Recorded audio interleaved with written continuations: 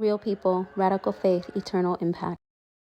For nearly 7 centuries, the Roman Empire reveled in blood. The gladiatorial games, born from ancient funerary rites, had become the pride of Rome.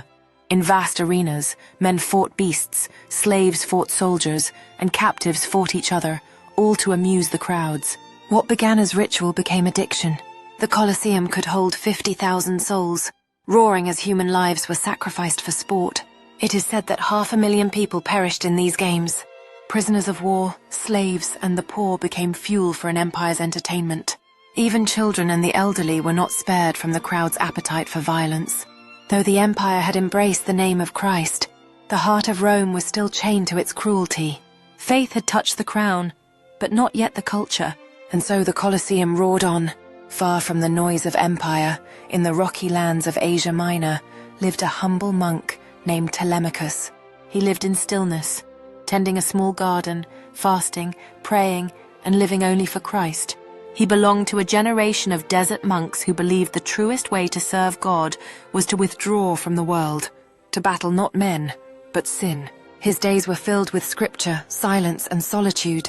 In his heart he prayed not for greatness, but for obedience. And then one day as he prayed, he heard a voice within his spirit. Go to Rome. He did not know why, but he obeyed. Leaving behind his solitude, Telemachus began his journey across mountains and deserts, guided by faith alone. Rome, the last shadow of pagan glory. When Telemachus reached Rome in AD 404, the city was restless. The once mighty empire was cracking under its own weight. Yet one tradition still united the people: the games. That day, Emperor Honorius presided over another spectacle at the Colosseum. The crowds gathered by the tens of thousands.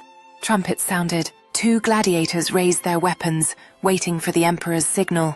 Telemachus, drawn by the noise, entered the amphitheater. And when he saw the cruelty before him, his spirit was pierced. He understood at last why God had sent him. He rose from his seat, pushed through the guards, and climbed down into the arena.